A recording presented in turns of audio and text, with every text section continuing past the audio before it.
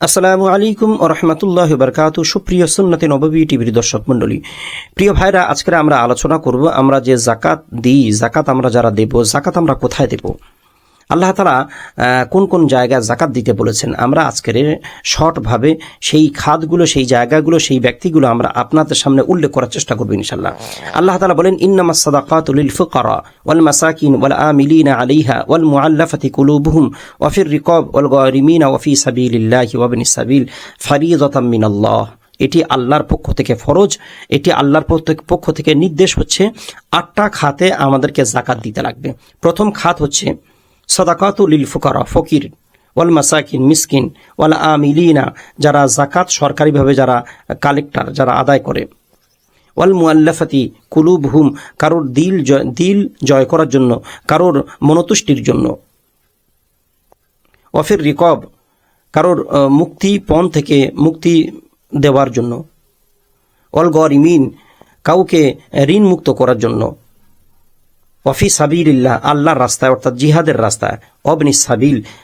তারপরে 8 নম্বর হচ্ছে কোনো ব্যক্তি হয়তো দিল্লি, মুম্বাই, গুজরাটে হয়তো পয়সাওয়ালা, কিন্তু সে আমাদের কলকাতা এসে নিঃস্ব হয়ে গেছে, তার সেই দিল্লি, মুম্বাই বা কোথাও কোনো জায়গায় পৌঁছানোর জন্য যে পয়সাটা দরকার, সেই পয়সা তাকে দিতে লাগবে। তাহলে আসুন আমরা এই 8টা খাত যে আছে, 8টা খাত আমরা শর্টভাবে বিশ্লেষণ করার চেষ্টা করি। প্রথমবারে আল্লাহ তাআলা বলেন ফুকারা, ফকির, যাদের পেট চালানোর জন্য নিজের রোজগারে হয় না, অন্যের দিকে হাত পাততে লাগে, অন্যের দিকে মুখাফেকি হতে লাগে, তাদেরকে ফকির বলে, তাদেরকে দিতে পারবেন যাকাতের পয়সা। ওয়াল মাসাকিন, মিসকিন কাদেরকে বলে? মিসকিন হচ্ছে তারা যাদের পেটে ক্ষুধা আছে, দারিদ্রতা আছে, অভাব আছে, বিবির মেডিসিন, বাচ্চাদের কসমেটিক্স, তাদের স্কুল ফিস বা পরিবারের অনেক পেরেশানি আছে, পেরেশানির কথা কাউকে বলতে পারে না, তারাই হচ্ছে মিসকিন। তাদেরকে যাকাত দিতে লাগবে, খুঁজে খুঁজে বেছে বেছে তাদেরকে যাকাত দিতে লাগবে।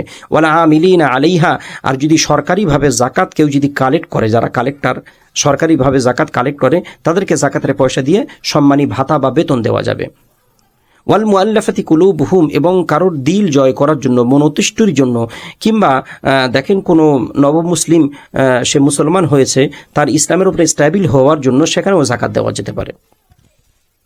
অফির রিকব, এবং হয়তো এই অফির রিকব এই আমলটা এখন নাই, কারণ হচ্ছে এটা আপনার যে গোলাম মুক্তি বা দাস মুক্তির মতো ব্যাপার, যেটা রাসূলুল্লাহ সাল্লাল্লাহু আলাইহি ওয়াসাল্লামের সময় ছিল।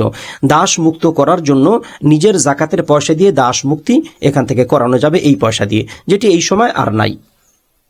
ওয়াল গরিমিনা, এবং ঋণ মুক্তি, কারোর অনেক ঋণী হয়ে গেছে, তো তার সেই পয়সা পরিশোধ করার তার কাছে পয়সা নাই, বা এইরকম ব্যক্তি যার কাছে যে হয়তো মাসে 10,000 টাকা 8,000 টাকা রোজগার করে, কিন্তু পরিবার বা সংসার ভালোভাবে চালাতে পারে না, অনেক কষ্ট করতে হয়, কারোর কাছে ধার করতে হয়, কিংবা খুব কষ্টের সাথে সংসার চালাতে হয়, তো সেই জায়গায় আমি বা আপনি যাকাতের পয়সা দিতে পারবো। এইরকম আমাদের আশেপাশে অনেক ব্যক্তি আছে যারা খুব দারিদ্রতার সাথে সংসার চালায়, তারা যাকাতের পয়সা নিতে পারবে।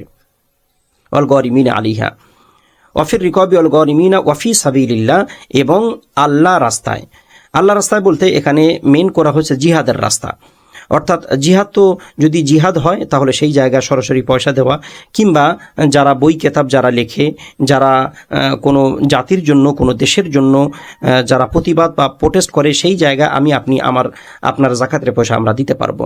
অফি সাবিলিল্লাহ, এবং কোনো ব্যক্তি হয়তো তার দেশ নিজ স্থানে পয়সাওয়ালা, কিন্তু এক জায়গায় আসছে পয়সা সব নিঃশেষ হয়ে গেছে, তাকে সেই জায়গায় ফিরিয়ে দেওয়ার জন্য যাকাতের পয়সা আপনি ব্যয় করতে পারবেন। দেখেন ভাই, এখানে কিন্তু আল্লাহ বলেননি যে অফি মসজিদিল্লাহ, আমার ঘরে তোমরা যাকাত দাও, আল্লাহর ঘরে আল্লাহ যাকাত দিতে বলেননি। আর এখানে সরাসরি মাদ্রাসা বা মক্তব, ইতিমখানা, কোনো কথা এখানে উল্লেখ করা নাই। আমরা যে মাদ্রাসায় যে জাকাতগুলো আমরা দিই, এই জাকাতগুলো কেমন হয় জানেন? এই জাকাতগুলো হচ্ছে মিসকিন এতিমদের জন্য জাকাত। মাদ্রাসা জাকাত দেওয়া কোরআন হাদিস থেকে আপনি পাবেন না মাদ্রাসা যাকাত দেওয়ার ব্যাপার। আমরা যে যাকাতগুলো মাদ্রাসায় দিই, এই যাকাতগুলো যারা কালেক্ট করে, তারা কালেক্ট করে নিয়ে মাদ্রাসায় গিয়ে যারা এতিম সন্তান যারা থাকে, এতিম বাচ্চা যারা থাকে, তাদের কাছে এই পয়সাটা তুলে দেওয়া হয়, দিয়ে বলা হয়, বাবু এই পয়সাটা অমুক ব্যক্তি দিয়েছে, তুমি মনে করলে তুমি রাখতে পারো তোমার খরচের মতো, আর মনে করলে তুমি মাদ্রাসায় দিয়ে দিতে পারো। ওই এতিম বাচ্চা ওই জাকাতের ওই পয়সার মালিক হয়ে যায়। ও ওই পয়সাটা নিয়ে ওর যতটুকু প্রয়োজন ও সেইটুকু রেখে দিয়ে বাকি পয়সা ও মাদ্রাসায় দান করে দেয়। ওই সম্পদের মালিক ওই এতিম বাচ্চাটা হয়ে যায়। সরাসরি কোরআন থেকে মাদ্রাসা দেওয়ার ব্যাপারে কোনো নির্দেশ নাই। আমরা যারা মাদ্রাসায় দিই এই রকমভাবে মাদ্রাসায় এটাকে হিলা বলে, এটাকে কোনো এতিম বাচ্চার হাতে দিয়ে তাকে হিলা করিয়ে মাদ্রাসায় নিতে হয়, নতুবা এটা জায়েজ হবে না। কাজেই আমার প্রিয় ভাইরা বোনেরা, আমি প্রত্যেকের কাছে আহ্বান জানাবো, আমাদের যাদের পয়সা আছে, বিশেষ করে আমাদের আশেপাশের মানুষ যারা আছে, আমাদের গরিব দুঃখীরা যারা আছে, এদেরকে আমরা একটু লক্ষ্য করব। বিশেষ করে আমাদের পরিবারের মধ্যে যারা আছে, অনেক ভাই পয়সাওয়ালা কিন্তু তার আরেকটা ভাই সে বড় গরিব মানুষ, তার একটা বোন গরিব মানুষ, তার বেটি মা গরিব মানুষ, তার চাচা গরিব মানুষ, আশেপাশের মানুষ গরিব মানুষ, শ্বশুর বাড়ি শালা বা শালি তারাও গরিব মানুষ। তো আমরা আমাদের জাকাতের পয়সাগুলো আমরা সেখানে আমরা ব্যয় করব। যদি করতে পারি দেখবেন আমাদের পরিবার ভালো থাকবে, আল্লাহ তাআলা খুশি হবেন। জাকাতের পয়সার হকদার সর্বপ্রথম নিজ আত্মীয় স্বজন, তারপরে পাড়া প্রতিবেশী। এইরকমভাবে আমরা আমাদের জাকাতের পয়সাগুলো আমরা আদায় করব, জাকাতগুলো আমরা ঠিকভাবে যেন দিতে পারি সেই তৌফিক আল্লাহ তাআলা আমাদেরকে দান করুন। আসসালামু আলাইকুম ওয়া রাহমাতুল্লাহি ওয়া বারাকাতুহু।